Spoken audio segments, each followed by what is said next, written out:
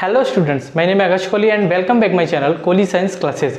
आज बेटा जो हम टॉपिक कवर करने वाले हैं क्लास 12 केमिस्ट्री का चैप्टर 9 जो हम कवर कर रहे थे कोऑर्डिनेशन कंपाउंड, उसी का नेक्स्ट टॉपिक है बेटा आपका आइसोमेरिज्म। हालांकि हम आइसोमेरिज्म क्लास 11th में पढ़ चुके हैं, लेकिन क्लास 11th में ब्रीफली बेटा हमने नहीं पढ़ा था। क्लास 11th में सिर्फ आइसोमेरिज्म हमने पढ़ा था कि आइसोमेरिज्म दो प्रकार की होती हैं, एक स्ट्रक्चरल होती है और दूसरी आपकी स्टेरोमेरिज्म होती है। ये सिर्फ दो हमने पढ़े थे क्लास 11th में। अब जो कवर करने वाले हैं क्लास 12th में बेटा, इनके डीप देखेंगे हम, इनके अंदर क्या क्या होता है वो देखेंगे, इनके पार्ट्स भी और क्या क्या होते हैं वो देखेंगे। तो वीडियो को पूरा देखना, ध्यान से देखना, ताकि टॉपिक्स आपको क्लियर हो सके। तो आइए स्टार्ट करते हैं बेटा।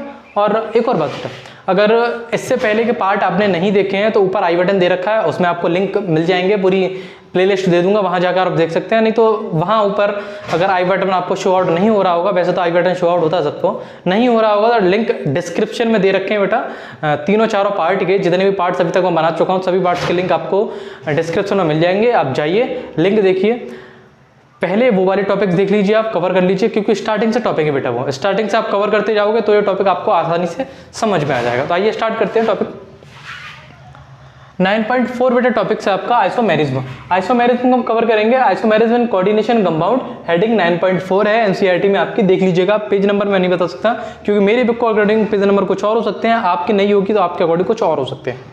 9.4 isomerism and coordination compound. Isomerism coordination compound में कैसे देखेंगे, थोड़ा सिंपल सा आइसोमेरिज्म। आइसोमेरिज्म लिटरली दो प्रकार की होती हैं, एक स्टेरोमेरिज्म और स्टेरोमेरिज्म और दूसरी होती है स्ट्रक्चरल आइसोमेरिज्म। ठीक है बेटा। आइसोमेरिज्म देखें, आइसोमेरिज्म होती क्या है, डेफिनेशन इसकी देखने की कोशिश करें तो the phenomena of existence of isomers. Isomers के एक्जिस्टेंस का वो फिनोमेना या वो घटना फॉर अ कंपाउंड, किसी कंपाउंड के लिए हो, इज नोन एज आइसोमेरिज्म। वो क्या कहलाती है बेटा, आइसोमेरिज्म कहलाती है। आइसोमेरिज्म दो प्रकार की होती है, there are two types of isomerism. First is stereomerism isomerism और दूसरी होती है आपकी structural isomerism. This is also divided in sub groups, इनको भी सब ग्रुप्स में डिवाइड किया गया। पहला स्टेरोमेरिज्म की बात करें तो पहला जो होता है ज्योमेट्रिकल आइसोमेरिज्म और दूसरा बेटा जो होता है आपका वो होता है ऑप्टिकल आइसोमेरिज्म। आज इस वीडियो में कवर करेंगे हम स्टेरोमेरिज्म की दो सब डिवाइडेड हेडिंग को, ज्योमेट्रिकल आइसोमेरिज्म को कवर करेंगे और ऑप्टिकल आइसोमेरिज्म को कवर करेंगे। क्योंकि बेटा ये टॉपिक ज़्यादा बड़ा है, ज़्यादा बड़ा टॉपिक हो जाएगा तो ज़्यादा बड़ी वीडियो भी हो जाएगी, तो ज़्यादा बड़ी वीडियो मैं आपको देना नहीं चाहता, ऊब जाती है देख देख कर। ठीक है, सिर्फ इसको कवर करेंगे आज। इसको देख लीजिए, सिर्फ नेम देख लीजिए, नेम होते क्या है। स्ट्रक्चरल आइसोमेरिज्म की हम बात करें बेटा तो स्ट्रक्चरल आइसोमेरिज्म देयर आर 4 सब ग्रुप्स। ये सब ग्रुप्स आपके 4 होते हैं इसके। पहला linkage isomerism, coordination isomerism, ionization isomerism और सॉल्वेट आइसोमेरिज्म। इसको कवर करेंगे हम नेक्स्ट वीडियो में। ठीक है, इस वीडियो में फिलहाल इसी को कवर करते हैं, स्टेरियोमेरिज्म को। फर्स्ट ज्योमेट्रिकल आइसोमेरिज्म होता क्या है वो देख लीजिए बेटा। ठीक है, हाँ एक और मैं बताना भूल गया कि आइसोमर क्या होते हैं आपके। आइसोमर बेटा लिटरली ग्रीक का वर्ड है वैसे तो, जिसे आइसो और मेरिज्म कहा जाता है, आइसो और मेरिज्म। ठीक है बेटा, ग्रीक वर्ड है आइसो और मेरिज्म, या कह सकते हो आइसोमर्स। आइसोमर्स की बात कर रहे हैं तो आइसोमेरोस। ठीक है बेटा, आइसो का मतलब होता है बेटा इक्वल और मेरोस का होता है पार्ट्स। जो इक्वल पार्ट्स में रहे वो आपका आइसोमर्स कहलाएगा। डेफिनेशन अगर देखने की कोशिश करें तो आइसोमर्स आर 2 और more compounds that have the same chemical formula but physical formula उनका अलग रहता है। केमिकल फॉर्मूला अगर सेम रहे तो वो आइसोमेरिज्म आपके आइसोमर्स कहलाते हैं। ठीक है, अब जो हमारा टॉपिक चल रहा था उस पर आते हैं। स्टेरियोमेरिज्म का first geometrical isomerism, geometrical isomerism फिर रखा है। डेफिनेशन देखें बेटा इसकी, complexes in which a metal, किसी मेटल के कॉम्प्लेक्सेस में, complexes in which a metal is bounded to, किससे बाउंड रहे बेटा, 2 और more than 1 kind of ligand, एक या दो से अधिक प्रकार के लिगेंड से जो बाउंड रहता है कोई भी मेटल। जैसे हेटेरोलेप्टिक कॉम्प्लेक्सेस जो पिछले वीडियोज में हम कवर कर चुके हैं, जाके आप देख सकते हैं वीडियोज को पॉज करके।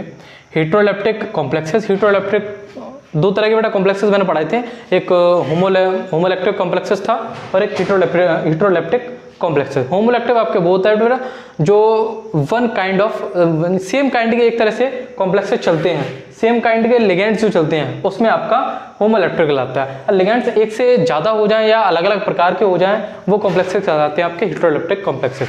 उसी का प्रयोग यहाँ किया गया। एग्जिबिट ज्योमेट्रिकल आइसोमेरिज्म, ये एग्जिबिट करता है ज्योमेट्रिकल आइसोमेरिज्म को। दिस इज बिकॉज, ये होता क्यों है?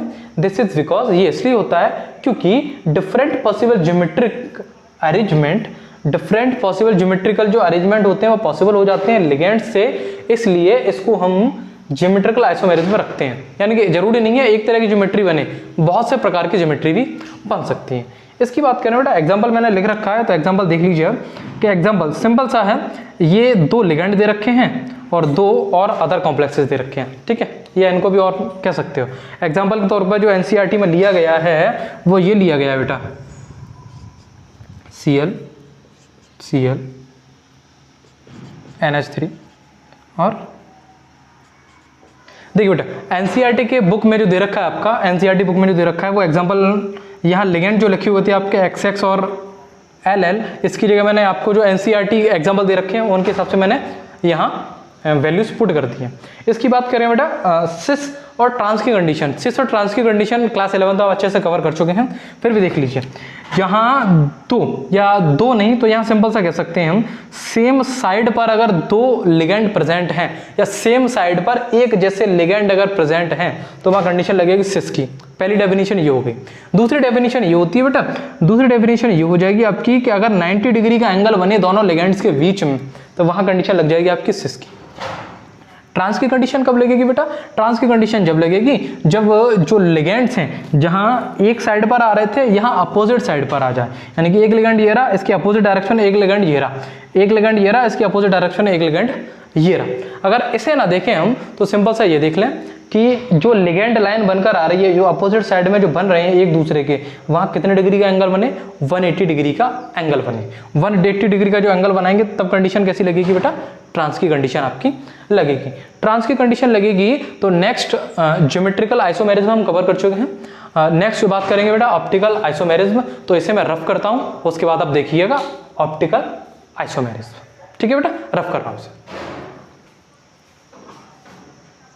नेक्स्ट टॉपिक है बेटा आपका ऑप्टिकल आइसोमेरिज्म। ऑप्टिकल आइसोमेरिज्म देख रहे हैं हम बेटा, सिंपल सा ऑप्टिकल आइसोमेरिज्म समझने के लिए ये है, जैसे आप खड़े हुए हैं मिरर के सामने, मिरर के सामने आप खड़े हुए हैं, लेफ्ट हैंड साइड है आपका वो दिखाई देगा मिरर में राइट हैंड साइड, और जो राइट हैंड साइड होगा वो मिरर में दिखाई देगा आपको लेफ्ट हैंड साइड में।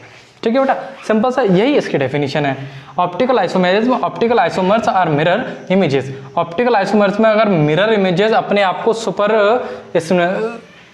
सुपरइम्पोज्ड नहीं दिखा रही हैं, दिखाई नहीं सकती, यानी एक दूसरे के सुपरइम्पोज्ड नहीं दिखा रही हैं, यानी लेफ्ट वाला राइट नहीं दिखा रहा, राइट वाला लेफ्ट नहीं दिखा रहा, दीज आर कॉल्ड एज एंटियोमर्स। उसे क्या कहा जाता है? एंटियोमर्स कहा जाता है। द मॉलिक्यूल्स और आयंस अपने आप को नहीं दिखा रहे हैं, वहां बनेगा आपका चिराग। ये दो प्रकार के होते हैं बेटा, एक होती है डेक्स्ट्रा और एक होती है लेब्रियो। एक होती है बेटा डेक्स्ट्रा और एक होती है आपकी लेब्रियो। इसे कहा जाता है डेक्स्ट्रा और इसे कहा जाता है लेब्रियो। यानी सिंपल सा है, जैसे आप क्लॉकवाइज घुमा दें, ये क्लॉकवाइज घूम रही है, ये वाला पार्ट अगर मैं इधर शिफ्ट कर दूं और ये वाला पार्ट इधर शिफ्ट कर दूं, ये वाला पार्ट इधर शिफ्ट कर दूं, यानी इसे क्लॉकवाइज घुमा दूं मैं, क्लॉकवाइज घूमेगा तो डेक्स्ट्रा। सिंपल सी इसी की इमेज, यानी ये मिरर लगा हुआ है बेटा आपका, ये बीच में मिरर लगा हुआ है आपको, ये यहाँ क्लॉकवाइज घूम रही है तो उधर कैसी दिखाई देगी बेटा आपको? Anti clockwise. जो क्लॉकवाइज घूम रही है उसे डेक्स्ट्रा में रखा जाएगा और जो एंटी क्लॉकवाइज इमेजेस घूम रही है उसे लेब्रियो में कहा जाएगा। ठीक है बेटा, ये टॉपिक यहाँ कवर हो चुका है। स्ट्रक्चरल आइसोमेरिज्म बचा है, उसे कवर करेंगे हम नेक्स्ट क्लासेस में। जब तक ये वीडियो आपको अगर पसंद आई हो बेटा तो ठीक है, ज़्यादा से ज़्यादा लाइक करें, ज़्यादा से ज़्यादा शेयर करें, ज़्यादा से ज़्यादा कमेंट करें। आपको ये फ्रेंड सर्कल है उसे वीडियो जल्दी से शेयर करें ताकि मोर व्यूज़ आ सकें। मोर व्यूज़ आएंगे बेटा तो जल्दी से चैनल मोनेटाइज हो जाएगा और हम आप जल्दी से एक ग्रैंड सेमिनार करने वाले हैं मोनेटाइजेशन। कोशिश ये करेंगे बेटा कि ज़्यादा से ज़्यादा वीडियो अपलोड करूं ताकि व्यूज़ उस पर बढ़ते जाएँ, कमेंट्स बढ़ते जाएँ। व्यूज़ कमेंट्स बढ़ेंगे, उसका वॉच टाइम मुझे भी बढ़ेगा बेटा। वॉच टाइम मेरा सिर्फ कंप्लीट होने के लिए 400 आवर्स रह गया है। 400 आवर्स जैसे मेरे कंप्लीट हो जाएंगे, चैनल मेरा मोनेटाइजेशन से अप्लाई हो जाएगा। तब तक के लिए बेटा थैंक यू।